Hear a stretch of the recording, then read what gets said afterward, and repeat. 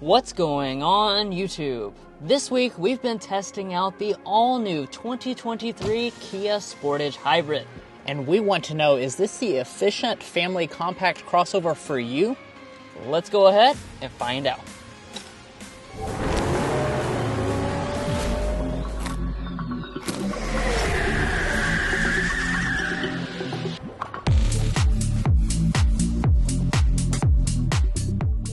So let's get things started here with today's spec dump. Under the hood of this Sportage Hybrid, we have a 1.6 liter turbocharged 4-cylinder engine. That's paired to a small lithium-ion battery pack and electric motor to make a total system output of 227 horsepower, 258 pound-feet of torque. Now, one of the unique things about this is that that's going to be routed through a traditional 6-speed automatic. It's available with front-wheel drive or optional all-wheel drive, and your fuel economy ratings are 43 miles a gallon with front-wheel drive, 38 miles a gallon combined with all-wheel drive. But let's go ahead and shut this up and take a look at the exterior design. It's a little difficult. So when it comes to the exterior design, and particularly here in the front, we've got a very bold look with this 2023 Sportage. This has what Kia calls the Opposites United design language, and it's got the latest evolution of the Tiger Nose grille as well. Although I wouldn't exactly call it Tiger Nose, I think it looks a little bit more like a praying mantis if you ask me. But nevertheless, we do have, like I said, a very bold look. This does vary depending on your trim level, so let's break it down based on those 3 trim levels. So the Hybrid is only available in LX, EX, and SX Prestige. No off-road trims or an SX trim level. Let's take a look at our headlights. This is the most distinct single element of the front end design because we have this huge daytime running light, which is LED and kind of boomerangs through here. This is the unit itself for the headlight. As you can see, we do have LED reflector headlights. These are standard on the 2 lower trim levels. However, if you choose the SX Prestige, that's going to get you LED projector headlights instead, and that will also be the trim level that throws in LED fog lamps down at the bottom. Now, as we come around to the rear, this is where the opposite part of Opposites United comes into play because unlike the front, the back kind of has a clean, classy, and kind of elegant look to it. Yeah, definitely different from what the front is like. Now, as far as other features, we have a spoiler up top, our Kia branding here. We have this piece connecting the 2 taillights, and let's go ahead and see if all 3 elements in the taillight are LED. All right, our brake light, that's going to be incandescent. Reverse light down here is LED, and this is going to be incandescent as well, your turn signal. It is worth noting if you go for the SX Prestige, that's going to fully LED out these components, so I can't knock it too much since you can get that on the higher end trim levels. And do you hear that? Sounds like a bulldozer driving around. Well, that's actually the Sportage itself. That beeping noise, as we've noticed throughout the past week, it kind of sounds like construction equipment or a submarine, but that's just this car in reverse. As far as this lower area, you're going to have a nice silver accent, and you're also going to have a 2,000 pound tow rating. Now, you're not going to notice any exterior design differences for the hybrid model versus the other gas-powered models, except for here at the wheels. These do have different looks to distinguish between them. 17-inch alloys on the LX, 18-inch alloys for both this EX and the SX Prestige. They do have different looks, but as you can see, this one here has a very unique contrast design with these little spokes that kind of jut out but don't really connect. And then moving up here to your mirrors, you do have heating and blind spot monitoring at the EX trim level and above. Now, in terms of your length for the Sportage, you're coming in at 183.5 inches, which does mean that this is up over 7 inches over the previous generation Sportage, and it's actually going to be larger than a lot of its main rivals like Toyota RAV4. Now, in terms of some of the design elements going on, there are a lot of design elements. We have our chrome window surround on the bottom area. We also have this little piece right here that has like a diamond texture to it, which is quite interesting. The top is going to be blacked out. We have blacked out roof rails for EX and SX Prestige. And then down here in the lower area, same deal, chrome as well as some matte black finishings. If you go for SX Prestige, it will do a glossy black finish for your wheel surrounds. Now, in terms of your safety systems, let's also talk about that. Kia is including 3 out of 4 of the major active safety systems as standard equipment, and that's going to be forward emergency braking with pedestrian detection, lane keeping assist, as well as auto high beams. Now, do keep in mind you have to upgrade to the SX Prestige to get adaptive cruise control, and it does also throw in their highway drive assist function, as well as rear auto braking. But guys, there's a really cool blue interior that I can't wait to show you, so let's go ahead and dive into that. Now the inside really is a highlight of this vehicle, so let's go ahead and climb inside. But first, take a look at our key fob. We do have smart entry as standard on the EX trim level and above. It also has remote start built into the key fob, and this is the typical Kia key fob.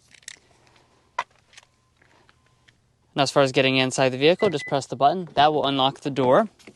And you do also have the smart parking system on the SX Prestige. But there you go. Take a look at that interior. It is surprisingly upscale looking, especially when you consider that the EX is the middle trim level in the lineup. So starting out with our seats. You are going to have a cloth seat on the base model. However, once you get up to the EX trim level, you'll be upgraded to the leatherette seat. Now you've got 2 different color choices. You have black, or you have this right here, which is a really cool option. This is a gray and navy blue two-tone interior. So as you can tell, the main part of the seat is going to be the gray color, but all the little pieces, including the dashboard, all that accenting, that's going to be navy blue. Like I said, that's a surprisingly bougie color scheme for a vehicle like this. Now, furthermore, if you choose the SX Prestige trim level, that's going to get you more stitching on the leatherette seat, and it also has an additional color option of red instead of this blue and gray. As far as the seats themselves, all but the base LX is going to have an 8-way power adjusting seat with 2-way lumbar support. Now, actually climbing inside here, we have one of the nicer cabins in the entire segment. So let's break down the material quality. Starting out over here with our door trim, we do have that navy leatherette across the armrest portion. You have the gray leatherette in the center, and it is going to be soft touch along the top. We have a kind of a faux silver accent through here. You would also have your memory seating here if you choose the SX Prestige. The front 2 windows are one-touch auto up and down. As we go to the upper dash, all of this is again finished in the navy soft touch plastic with a nice stitching detail. We have Pinot Black accenting around our vents. More silver through there. It is going to be hard to touch along the center here, but everything feels very nice and high quality, and we do have a piano black that covers all of the center area. But let's go ahead and fire it up with the push button start located here, standard on EX and above.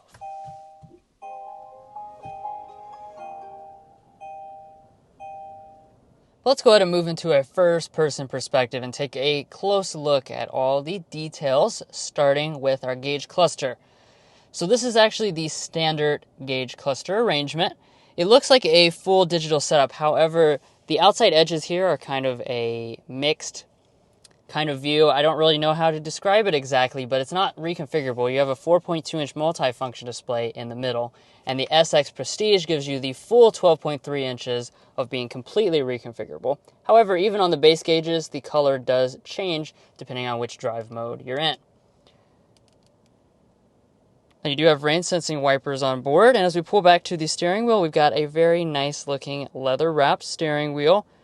The wheel itself is going to be manual tilt and telescoping, and surprisingly, the EX trim level does also include steering wheel heating. So leave the cold hands to Frosty. You're definitely going to want to choose at least the EX trim level because that's going to give you a lot of luxury features throughout the cabin, which I'll point out as we go throughout the video. But let's go ahead and turn over here to our center console and take a look at storage. So pretty decent amount of storage in here. It is felt lined down at the bottom, quite tall. But the really exciting part is actually over here. This is a very versatile space because we have the multifunction cup holders. So if you press this button, that'll turn this area into cup holders. But you can also just slide those guys like that, and that's going to give you vertical space for an iPad, which is what Kia does. Car Confections doesn't use iPads. We use coupons, so we can set that all the way through there. We don't even have to fold the coupons in half. Very useful. Now up in front of that, we've got a nice size storage area underneath of that cover. It is going to be a wireless phone charging pad on the EX trim level and above. We also have our 2 USBs and a 12-volt outlet. Now moving back to the shifter, this has the new rotary electronic style shifter. Of course, you're just going to twist over for drive, twist the opposite direction for reverse. And when you do, you will be greeted with a standard backup camera. This does have active trajectory, and we also have rear parking sensors. But if you want the full 360-degree camera system, you will have to choose the SX Prestige. Then just press the P on top for park. Your electronic parking brake is on the other side of the steering wheel. Now to the right of the shifter, this is where you'll find your buttons for the 3-stage heated seats. This is included on the LX all-wheel drive or above. If you want seat ventilation, that's going to be on just the SX Prestige. Let's move on up here and take a look at the climate controls as a whole. So this is, of course, one of the very interesting elements about this interior is the fact that this panel here changes functions. So right now it's set on the dual zone climate control, which is standard, by the way. Press that button and it becomes audio functions, all the same knobs on both sides. So that's a pretty cool functionality. Now, as far as the usability aspect of this, it didn't bother me one bit during this week, but it's just going to depend on if you like to adjust your volume over here on the volume knob or if you like to use the steering wheel mounted controls. I prefer the steering wheel controls, but if you go back and forth a lot, it could be an annoying aspect, so keep that in mind. But now let's go ahead and sample the standard 6-speaker sound system.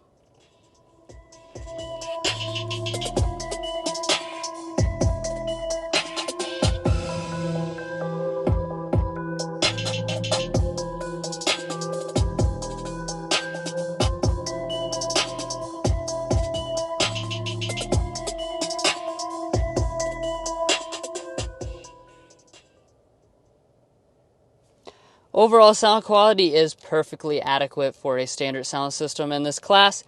However, of course, if you really want a great audio experience, choose the SX Prestige with the 8-speaker Harman Kardon. Alrighty, so let's go ahead and talk displays next. As you can probably tell, we do have the large 12.3-inch touch display. This is going to be included on both the EX and the SX Prestige trim levels. Just the LX will come standard with an 8-inch display. Now, just like with other Kia products, I do have to point out one important aspect for you guys to consider. The 8-inch display, the small one, that comes with wireless Android Auto and wireless Apple CarPlay. However, this large display on the higher end trim levels, that's going to have Android Auto and Apple CarPlay, but with a wired connection. It does also have a built-in navigation system when you have the larger display. Now, rising on up here, we do have a manual dimming mirror. And then up at the roof, we've got a very nice looking panoramic sunroof. As you can tell, this front panel does open up and let that fresh air in. It's going to be included on the EX trim level with the premium package or standard on the SX Prestige. Well, guys, I feel like I'm in the laps of luxury sitting in this Sportage's rear seat because there is a ton of space and also quite a bit of luxury, a lot more than what you would expect out of this price point. So let's go ahead and dive into the space first. We're looking at 41.3 inches of legroom, 39.1 inches of headroom. Would definitely recommend going for this panel roof because look how big it is, guys. It definitely is your whole field of view here in the rear. And your legroom is actually going to be a class-leading figure. You're going to have a lot larger of legroom figure than like a RAV4. It's going to be, just a little bit above CRV, but this is a massive amount of space. Look at how much space between my knees and the seat back. We're sitting at about 9 inches, which is a lot for this segment of vehicle. Now, as far as this space, or the features are concerned, let's go ahead and dive into those. We have rear vents here in the center. That's actually going to be a nice standard feature on this model. Then if we drop down below that, we have a little storage cubby. I'm not really sure what you put in there. Maybe individual coupon cutouts. In the back of each seat back, we also have a USB Type-C port, which I honestly like the placement of being in the back of the seat back. You have these little hooks as well as mount pockets. We're not done yet, though. Check these guys out. These are not just a styling element. This is actually to hang stuff with a hanger, so like a coat hook or whatever could fit here, so you can put your jacket, so you don't have to use this right up here. Now, as far as central armrest, we do have 2 cup holders inside of that. The seat itself is very comfortable, and guys, it also reclines. So super comfortable back here. I actually just got out of a Lexus NX reviewing that today, and it did not have reclining seats. And then turning to your door trim, we have the navy up on the top. We have leather going through the middle part, leather armrest portion, and then a little bottle storage down in the bottom. Now, walking up to the tailgate of the Kia Sportage, you will notice we do have a hands-free smart opening tailgate, so as long as you have the key with you and stand back here for a few seconds, it will go ahead and open that tailgate up. That's going to be optional on this EX trim level or standard on SX Prestige. Now, as far as the space back here is concerned, guys, look at how much it is. We're looking at 39.5 cubic feet behind the second row seats. If we fold them puppies down, we have a little over 73 cubic feet of maximum cargo capacity, which is a ton for the segment. It's actually going to be better than the Toyota RAV4, about the same as the Tucson as you would expect. They are sibling mates, but it is tiny bit less than the CR-V hybrid, but guys, this is a ton of space in general for this segment. Now, one thing I do want to point out is that the hybrid version of the Sportage is only going to be about a half cubic foot less than the traditional gas-powered model, so not much space reduction at all. It's probably about the size of a box of Cheez-Its. We all know how small that's gotten nowadays.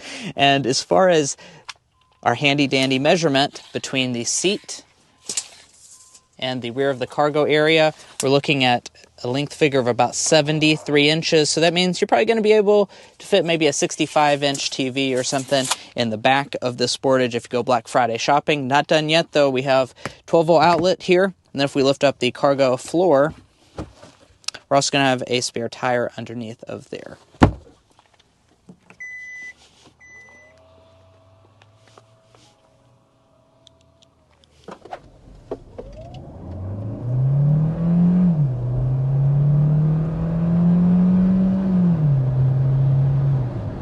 Alright, and there is 60 miles per hour in the 2023 Kia Sportage Hybrid. As you could probably tell from that takeoff there was quite a bit of electric energy coming off at the front end, which certainly pays you dividends when you get up to 60 miles an hour, because this honestly feels pretty quick for the segment. For sure. As a matter of fact, 40 more horsepower on board with this hybrid Sportage versus the traditional gas-powered one. So, when you think hybrid, you're thinking, all right, how many more miles per gallon am I going to get? But sometimes you forget that a lot of hybrids do have more power, and this one has a lot more power than the regular model. Yeah, that 40 horsepower is definitely felt, and really, as we've talked about with a lot of other hybrid reviews that we do, the battery allows you to have a quick, swift takeoff while the engine starts to turn on, which is certainly a big benefit in a small, compact vehicle like this. When you're only going to have 187 horsepower in the gas version, it definitely makes a big difference. Now, of course, also with a hybrid, you're going to notice that the engine can turn off at speed. And this Sportage, as we've tested out through the past 7 days, and we'll talk about the smoothness and all that as we go throughout the test drive, but one thing I really want to commend it on is the fact that it'll turn off going 60 miles an hour. If you're not accelerating very hard, it can actually accelerate all the way up to about 50 miles an hour is the maximum I got it to, if it's not up a hill or anything. Right, yeah. We definitely got it up to 50-ish miles an hour fully on EV power, so that's pretty impressive. I think generally speaking, it keeps the engine off quite a bit. Yeah, it does. As soon as I let off the gas, it normally powers the engine off. See, now it's already off as I'm coasting into a stop sign here. And I will point out that in this model, the default drive mode is Eco. That's what we've been driving around in this week, and we'll be driving around during this test drive.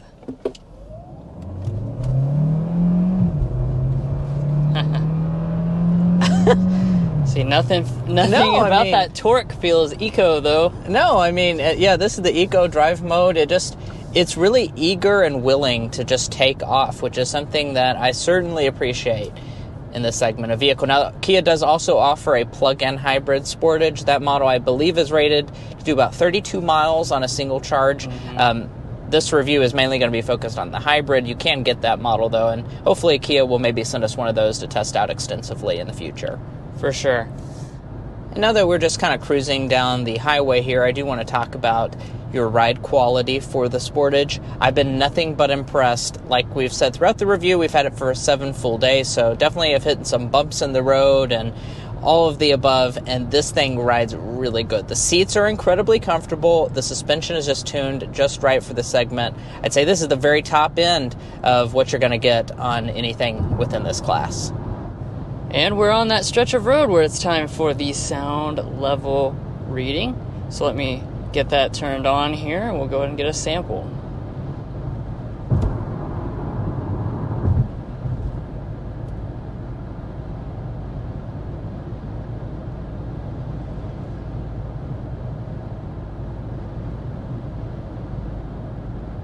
All right, looks like we're stuck on 59.3 decibels. So we do have the list that we maintain of the ratings inside of this segment.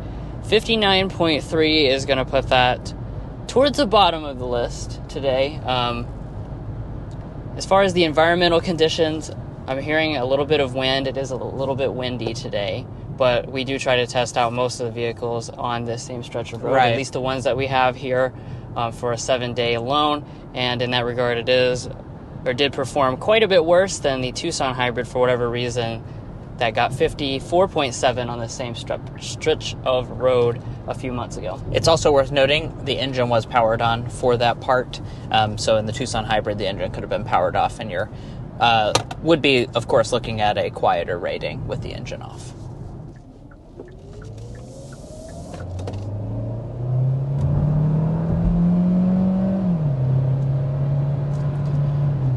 And another thing you will notice when you accelerate is kind of odd for a hybrid vehicle is the fact that you still have a traditional transmission. I think that's one of the good things about this Sportage and the Tucson Hybrid is that it has a traditional transmission, so honestly it doesn't feel much different than any other thing in the segment.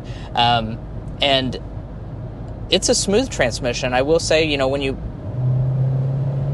put your foot down, it gives you power relatively quickly. It's not as good as like a 10-speed automatic or anything, but it's a little slow. Yeah. But basically we're choosing here between a 6-speed automatic and a CVT. So I'd rather personally have a little bit of a slower shifting 6-speed automatic than a CVT that's going to cause, you know, that droning sensation that a lot of people just really don't like to hear. I think more important, though, than even the transmission, when it comes to a hybrid system, is how smooth is the handoff between the engine and going into EV mode. And in this case, we were so impressed by this Sportage Hybrid. You know, for a long time, Toyota has been top of the stack. I think that this has pretty much gotten right up there with Toyota. Yep. We're right there neck and neck. I mean, you really cannot tell when it switches between. The only indication is going to be that RPM that you notice right there. I actually made this note to Mason during the week of testing. In certain circumstances, I actually noticed this less than in the RAV4 Hybrid, just because of not the smoothness factor, but the noise factor, because this is a 1.6 liter engine instead of that model, which has the 2.5 liter. It makes less noise. So in that regard, you don't hear it even when it does go into the gas-powered engine. Right, and just in the time that Drew was saying that, you know, the engine switched on and off like 5 times, and I bet you didn't notice. That's right. Because it is incredibly smooth. Nothing. But I won't keep you in suspense any longer. You certainly want to know about the fuel economy, so let's talk about that. Most versions of the Sportage Hybrid are going to come standard with all-wheel drive, like the one we have today. That's going to give you a really easy-to-remember rating of 38 city, 38 highway, 38 combined. However, there is one version of the Sportage Hybrid you can get with front-wheel drive. That's the base model, and that one is going to be rated at 42 city, 44 highway, 43 combined. So quite a big discrepancy, and those are really, really nice numbers, although I will say this all-wheel drive version is rated 2 mpg less than the RAV4 Hybrid. But we do have some important thing to talk about when it comes to the real world fuel economy. So that's actually going to be today's airball, is the real world fuel economy that we've been getting with the Sportage Hybrid.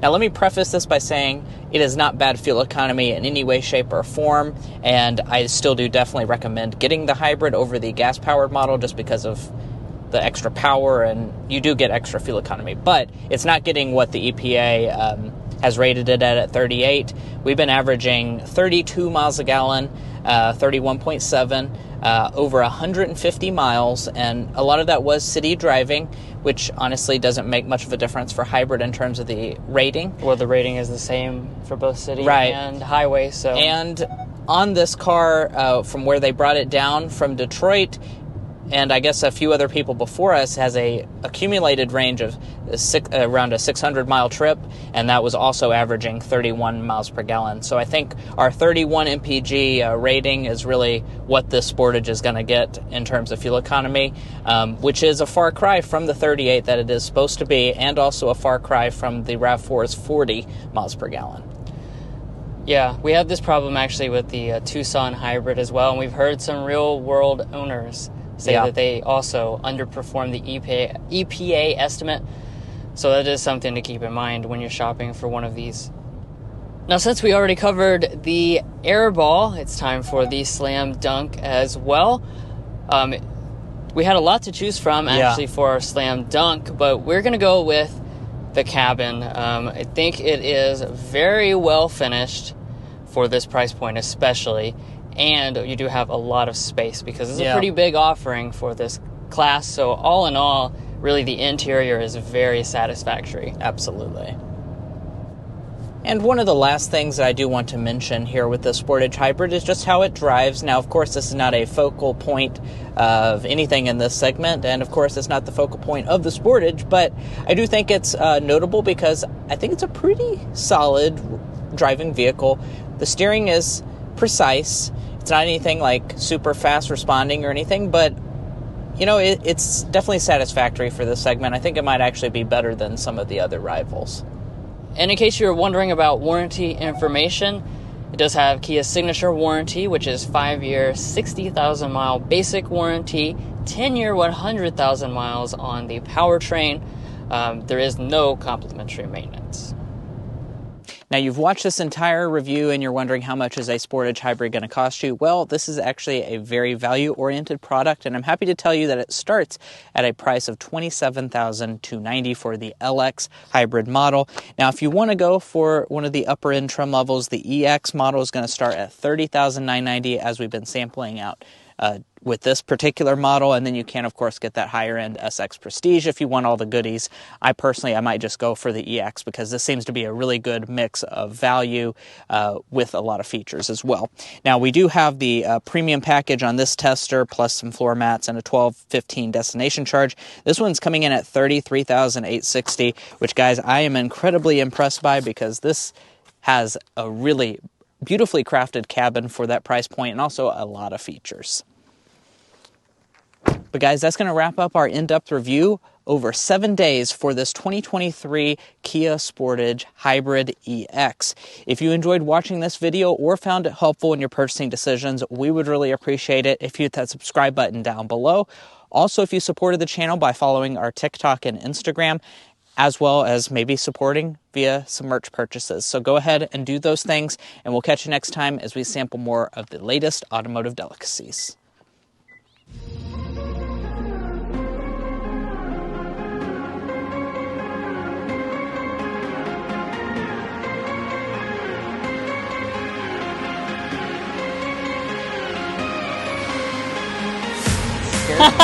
You jumped.